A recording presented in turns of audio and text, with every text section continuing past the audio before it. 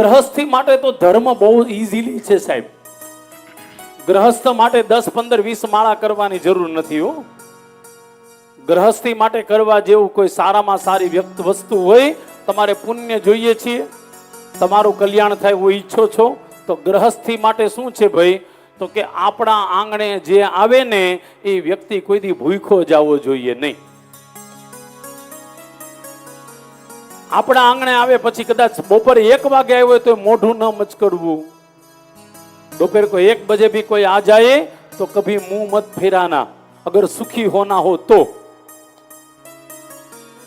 हमारे शास्त्र में लिखा है योगक्षेमम, यानी हमारा अगल कल्याण करना है. આપણું કલ્યાણ કરવું છે તો સૌથી પહેલા આ શબ્દને યાદ રાખો. ગ્રહસ્થ ધર્મ માટે મોટા મોટી ઊંચાઈ કોઈ હોય તો બધાની સેવા. હવેની જનરેશનની વાત થોડીક અલગ કરી દઉં, બાકી અહીંયા જેટલા મને દેખાય છે બધા એને બધાએ ખૂબ પોતાના સાસુ સસરાની સેવા કરી છે ને. પણ આપણે વડીલોની બહુ સેવા કરી, એટલા માટે યાદ રાખજો આપણે બહુ સુખી થયા છીએ. અને એ સુખી જે છે આપણે થયા એટલે આપણા છોકરાઓ એ ફળ ખાય છે. અને હવે કહેવા દો, જો કદાચ આપણા સંતાનો આપણી સેવા નહીં કરે તો એ દુખીને દુખી જ થવાના છે.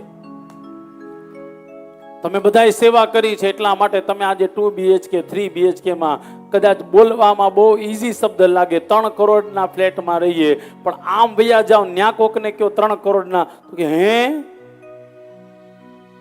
એ લોકોને એવું લાગે. હા, બહુ મેં જોયેલું છે, સાંભળેલું સાહેબ. પણ આ આપણા માટે ઈઝી એટલા માટે લાગે છે કે આપણે લોકોની સેવા બહુ કરી છે.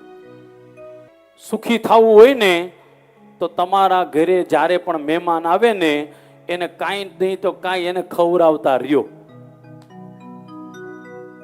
તમારા ગ્રહ કદાચ બધાય ખરાબ હોય ને પણ તમારા ઘરે કોઈ ખાઈને જશે ને તો યાદ રાખજો, અન્નનો ઓડકાર છે ને એ મોટામાં મોટું ફળ આપે છે.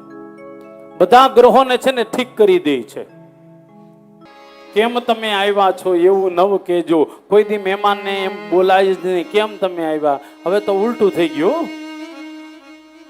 ઘરમાં જેવું આમ બારણું હોય ને એની બાજુમાં આગળ એક બીજું બારણું હોય, એને ઇંગ્લિશમાં કે સેફ્ટી ડોર. તને કોણ લઈ જવાનું.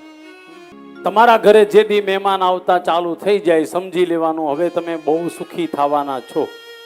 મોટા મોટું જ્યોતિષ કયું ભાઈ? આ જ્યોતિષ.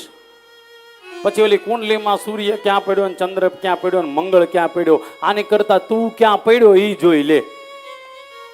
મારા ગુરુદેવ ભગવાન એમ કહેતા હંમેશા માટે, મને બહુ ગમે એટલા માટે, આ બધા ભગવાન જે થયા ને, સાંભળો, જે ભગવાન જે છે ને એ ભગવાન હોતે તમને મને એક વસ્તુ શીખવાડે છે, અતિથિ ધર્મ મોટા મોટો ધર્મ છે. ઉપનિષદમાં 4થું સૂત્ર કોઈ હોય ને તો એનું નામ છે અતિથિ દેવો ભવ. પેલા માતૃદેવો ભવ, પિતૃદેવો ભવ, આચાર્ય દેવો ભવ, અને 4થું છે અતિથિ દેવો ભવ. આપણું શાસ્ત્ર એમ કહે છે પિતૃની પૂજા થઈને ત્યારે બ્રાહ્મણો હાથ જોડાવી યજમાનને કે હે યજમાનો, ભગવાન પિતૃ પાસે માગો કે મારા ઘરે મહેમાન આવતા રે. અતિથયશ્ચ લભામહે લભતામ ભો આતિથય. પિતૃની પૂજા કર્યા પછી પૈસો ન મગાવ્યો. પિતૃની પૂજા કર્યા પછી શું માગવાનું? તો કે મારા ઘરે મહેમાન આવતા રે. એ ભગવાન મહેમાન આવે એમ નહીં, પાછા મહેમાન અમને ગમતા રહી.